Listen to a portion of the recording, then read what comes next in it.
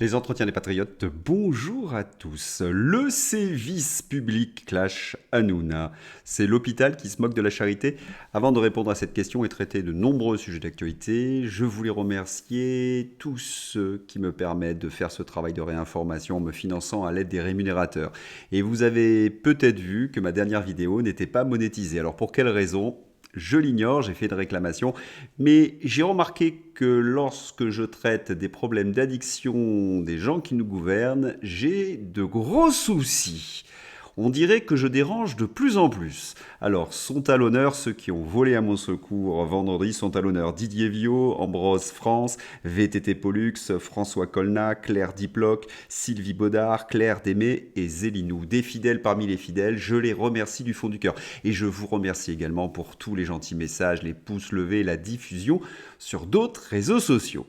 Oui, je vais traiter le cas Hanouna contre le sévice public. Et pour le coup, ce fut un véritable sévice pour moi que de regarder les deux émissions. Mais voilà, il y avait des choses qu'on devait dire. Alors on va commencer par ce que présente Complément d'enquête. Cyril Hanouna est un fléau. Il donne la parole à des gens qui ne devraient pas l'avoir. Il invite n'importe qui. Eh bien, c'est cette phrase qui m'a, en quelque sorte, lancé dans cette comparaison entre l'émission du sévice public Quelle époque et celle d'Hanouna.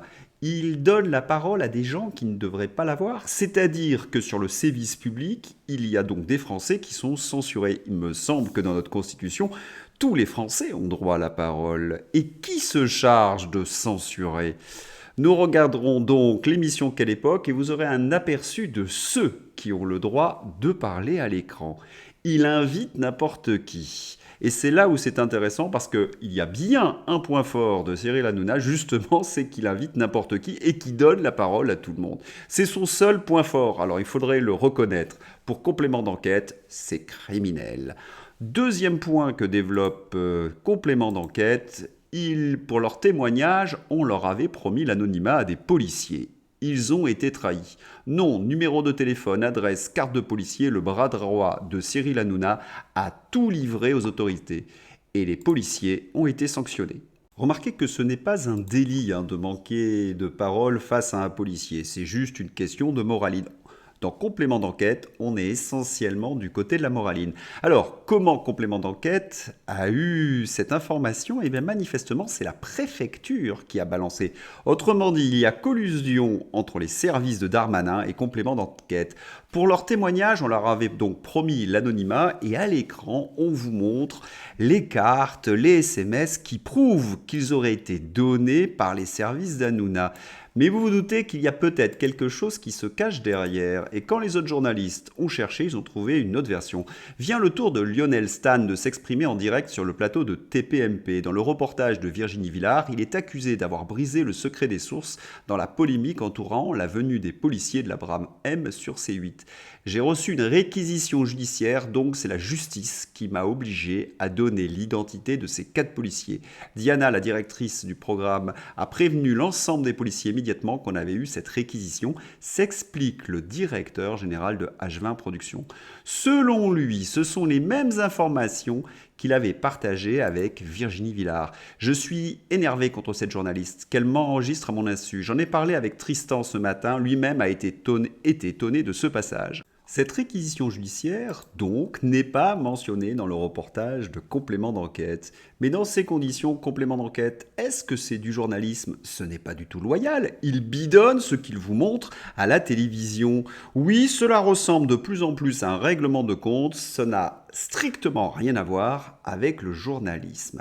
Et puis, il y a ce scoop à l'intérieur qui a été longuement préparé avant le passage de Complément d'enquête. Vous pensiez que les débats sur TPMP étaient toujours sincères et spontanés ? Complément d'enquête a mis la main sur des SMS qui prouvent le contraire. Et là, il y a vraiment de quoi s'esclaffer, parce que l'émission de Cyril Hanouna, cela s'appelle comment ? Un talk show, une de ces fameuses émissions débat qui nous viennent des États-Unis, où il y a une grande partie, en effet, qui est scénarisée, et les chroniqueurs sont choisis pour ceux qu'ils représentent. Vous savez exactement ce que va dire Gilles Verdez ou Géraldine Paillasse. Tout est fait pour qu'il y ait une belle petite mécanique. Ce que l'on peut reconnaître, il y a une seule chose que l'on peut reconnaître à Cyril Hanouna, c'est justement qu'il traite des sujets qu'on ne trouve pas sur le service public. Mais pour le reste, les chroniqueurs ne sont pas au niveau, ils sont souvent assez ignorants, c'est vulgaire et ce n'est pas de l'information, c'est du show sur une télévision privée. Que vient faire un reportage du service public sur la question? Vous avez peut-être la réponse dans cette information de Jacques Cardoz il y a quelques mois. On a refusé que j'enquête sur Mélenchon. Oui, il avait expliqué que sur le service public, eh bien, il n'y avait pas d'impartialité. Vous avez compris, le service public avait décidé de se venger. Les journalistes de complément d'enquête avaient décidé de se taper Cyril Hanouna. Mais vous savez quel est le véritable scandale et qui m'a véritablement agacé dans cette histoire? C'est que Cyril Hanouna, c'est du privé, c'est du divertissement. J'ai presque envie de dire, il fait ce qu'il veut. Mais le service public, qui le finance? C'est nous. C'est nous qui finançons Complément d'enquête dans une large partie. Et cette émission a coûté bien plus cher que les autres. On estime entre 200 et 280 000 euros. Autrement dit, nous payons des journalistes non pas pour qu'ils nous informent, mais pour qu'ils règlent des comptes avec Cyril Hanouna, avec qui ils sont entrés en rivalité. Oui, un véritable scandale. Et puis regardons le talk show que nous propose le service public avec Léa Salamé. Quelle époque? Léa Salamé, qui est déjà Léa Salamé? Ah oui, c'est l'ancienne compagne de Raphaël Glucksmann, député socialiste, on est vraiment dans l'entre-soi, et qui est un agent, je l'expliquais très souvent, de l'atlantisme. Quant à ses invités, on a l'impression, là encore, qu'il ne faut pas les déranger. Ils sont entre eux. Il y avait, par exemple, Rutel Krief. Rutel Krief. Vous vous en souvenez de Rutel Krief? C'est elle qui avait interviewé Macron pendant la campagne électorale de 2022. Lorsqu'il était sorti de l'entretien, il avait des chaussures entièrement lustrées. Rutel Krief, nous la connaissons lorsqu'elle interviewe des candidats patriotes. Ils ne peuvent pas parler plus de 2 secondes. Là, Emmanuel Macron, en 2022, il avait des longues plages de plusieurs minutes. Hallucinant. Et puis dernièrement, je lui ai fait un petit portrait puisqu'elle attaquait de nouveau ces fameux complotistes anti-vax. C'est, comment dirais-je, le très bon exemple de la journaliste aux ordres. Est-ce qu'elle était seule sur le plateau? Ah non, ils étaient tous là. Il y avait Ben Duhamel, vous savez, du clan Duhamel, celui qui va dîner à l'Élysée. Allez, qu'est-ce qu'il y avait encore sur ce plateau de Léa Salamé? Bruno Jeudi, celui qui nous explique que Dupond-Moretti, c'est le meilleur ministre de l'injustice de tous les temps. Ah, c'est certain que sur le plateau de Léa Salamé, ce ne sont pas les invités de Cyril Hanouna. Oui, vous ne risquez pas de rencontrer donc à quelle époque ces Français, ceux qui vivent la réalité des politiques macronistes, ceux qui viennent témoigner de l'insécurité grandissante en France, qui vous raconte l'orange mécanique. Non, Léa Salamé, elle les sélectionne, ses invités. Que des journalistes triés sur le volet. Il faut des années de bons et loyaux services dans le lustrage de pompe d'Emmanuel Macron pour avoir le droit de s'exprimer dans quelle époque. Alors, quand je dis des années de bons et loyaux services, il y a malgré tout quelques exceptions. La valeur n'attend pas le nombre des années au service de la propagande.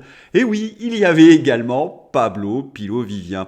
Vous vous en souvenez de cet Holobrius? C'est celui qui nous expliquait qu'il était terrorisé lorsqu'il lisait La guerre des boutons pour justifier Crépol. Vous pensez que la liste est close? Que nenni! Je vous ai dit qu'ils étaient tous là. Il y avait par exemple Anna Cabana. Vous vous rappelez Anna Cabana? Elle n'est ni plus ni moins que l'épouse d'un ancien ministre d'Emmanuel Macron, Blanquer. Nous savons pour qui elle travaille. Il y avait également la fausse souverainiste, j'en ai souvent parlé dans mes entretiens, Natacha Polony. Oui, elle m'a particulièrement déçu depuis qu'elle est en couple avec Perico Légas, qui est sur une liste LAREM, celle de Marc Fesneau.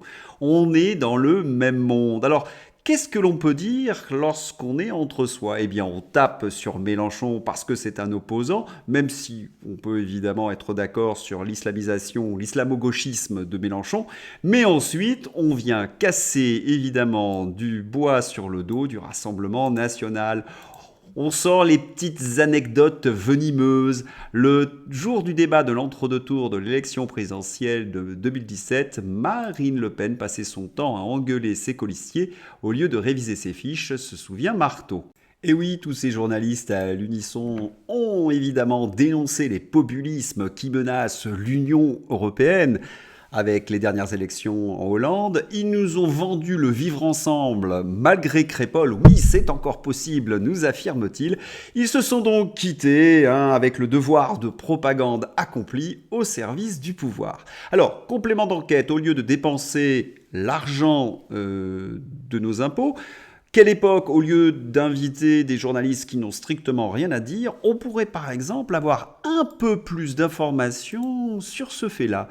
États-Unis, invités à témoigner aux côtés d'Ellenberger et de Taibbi devant la commission judiciaire de la Chambre des représentants, la journaliste indépendante canadienne épingle Emmanuel Macron. Jamais la France n'a aussi mal porté le premier mot de sa devise. La censure en France est telle qu'elle fait l'objet d'inquiétudes aux USA. Oui, est-ce qu'on n'est pas en train de basculer dans quelque chose là? Mais ne rêvez pas, vous n'aurez jamais ce type d'informations sur le service public. Regardez par exemple le Figaro. Il y a eu un attentat hier soir, un mort et deux blessés dans une attaque à Paris. Le parquet national antiterroriste se saisit des faits. La police a interpellé un assaillant connu des services de renseignement à proximité du quai de Grenelle. Ce samedi soir, il aurait crié à l'Akbar avant d'être interpellé.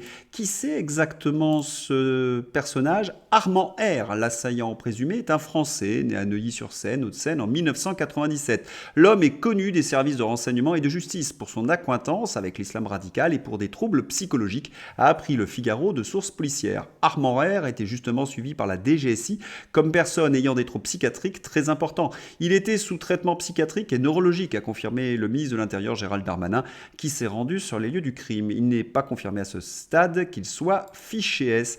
Tiens, ça serait un Français? Alors on va regarder qui est exactement ce Français. Attentat du quai de Grenelle au cri d'Al-Akbar. Les victimes à mort et deux blessés sont des touristes. L'auteur Armand Rap Jabour Miandoab est un fiché S franco-iranien déjà condamné pour projet terroriste. Encore une fois, la presse aux ordres a des problèmes de nationalité. Elle a oublié de dire qu'il était franco-iranien. Vous en connaissez les raisons, j'ai souvent expliqué cette chose. Et puis, il était bien fiché S. Ils ne le mettent pas en une pour ne pas susciter la colère des Français. Et oui, encore une fois, l'État montre ses défaillances, l'État montre qu'il n'assure pas la sécurité des Français. Pendant ce temps-là, sur les plateaux de Quelle époque, on nous parle du vivre ensemble et que les problèmes de sécurité, oh là là, c'est une lubie des partis patriotes. Et puis, on aimerait également que sur les plateaux du service public, on puisse discuter de ce genre d'informations. Mario Draghi, ex-patron de la BCE, annonce cette semaine qu'il faut que l'Union européenne devienne un État. En France, l'Assemblée nationale vote cette semaine une résolution dingue soutenant ce nouveau traité de l'Union européenne, supprimant les droits de veto, effaçant la France, alors que 72% des Français, évidemment, est contre. Toujours au niveau de la démocratie, on aimerait également que sur le plateau de Quelle époque ou sur le service public, on puisse dénoncer l'attitude d'Elisabeth Borne. Elisabeth Borne déclenche un 20e 49.3 pour faire adopter le budget de la sécurité sociale. L'opposition va-t-elle laisser Macron passer des lois contre la France par 149.3 jusqu'en 2027, sans jamais l'expulser par une motion de censure? Les LR se moquent de nous et de la France. Objectif 0 députés européens pour les LR, score 5% pour faire disparaître ces traîtres. Oui, c'est très important, mais voilà, sur le service public, on ne va pas s'étendre sur la question. Comme on ne va pas s'étendre sur le désarroi, le désespoir de nos paysans. Et ça file des centaines de millions d'euros aux associations de copains pendant que les paysans crèvent la bouche ouverte. Je vous mets l'extrait dans ma description, n'hésitez pas à l'écouter. Oui, nos paysans disparaissent dans l'indifférence générale pour la raison suivante, c'est que les médias aux ordres ne vont jamais les interviewer parce qu'ils seraient obligés de constater que les décisions viennent de Bruxelles, que les décisions viennent du Macbeth d'Amiens. Et puis, il y a un sujet qui est tabou sur les plateaux de télévision, c'est évidemment tout ce qui concerne la pandémie et les conséquences de cette pandémie. Vaccin Covid et enquête judiciaire criminelle. Pour la première fois, un chef de gouvernement et des ministres rattrapés par la justice. Ça se passe en Roumanie, ça vient de tomber. Info Reuters, les procureurs roumains de lutte contre la corruption ont demandé au Parlement et au président d'autoriser une enquête criminelle sur l'ancien Premier ministre et 2 anciens ministres pour abus de pouvoir présumé concernant les achats de vaccins Covid-19. Et le Sénat roumain a suivi leur immunité levée hier par un vote. Je voudrais remercier d'ailleurs l'un d'entre vous. Il a d'ailleurs un pseudo qui est en liaison avec cette affaire. Ursula fait péter les SMS. Voilà, il m'a renvoyé l'information. Je me suis dit, c'est vrai, je l'avais oublié, c'est fait. C'est réparé. Un autre sujet qui est littéralement interdit sur vos antennes, sur les plateaux de la presse aux ordres, c'est tout ce qui concerne Zelensky, mais dans le côté obscur. Le maire de Kiev, Vitaly Klitschko, a déclaré qu'en raison des actions du président Zelensky, il n'y avait presque plus d'institutions de pouvoir indépendantes dans le pays et que le pays évoluait vers l'autoritarisme. Macron soutient donc la dictature avec notre argent. On aimerait en effet que les journalistes enquêtent. Où va notre argent, puisque nous savons que le pouvoir de Kiev a des petits problèmes de corruption et d'autoritarisme. Est-ce que cela est normal? Ah, ça, vous n'aurez aucun reportage sur le sujet. Mais bonne nouvelle, les Français ne sont plus du tout dupes. C'est également le travail de la réinformation. Pour les Français, le drame de Crépol n'est ni un fait divers, ni une simple rixe. Il représente la faillite et l'ensauvagement d'une société qui risque de basculer. Sur le plateau de Quelle époque, j'ai entendu exactement l'inverse. Ils estiment que c'est à la justice de rendre justice. Et on peut se poser la question suite à cela, les scientifiques préviennent que la Terre pourrait épuiser son stock de théories du complot d'ici 2025 si elle continue à devenir vraie au rythme actuel. Voilà, j'espère que vous avez apprécié ce journal, n'hésitez pas à le soutenir, à le diffuser, et puis à bientôt, bon dimanche, au revoir.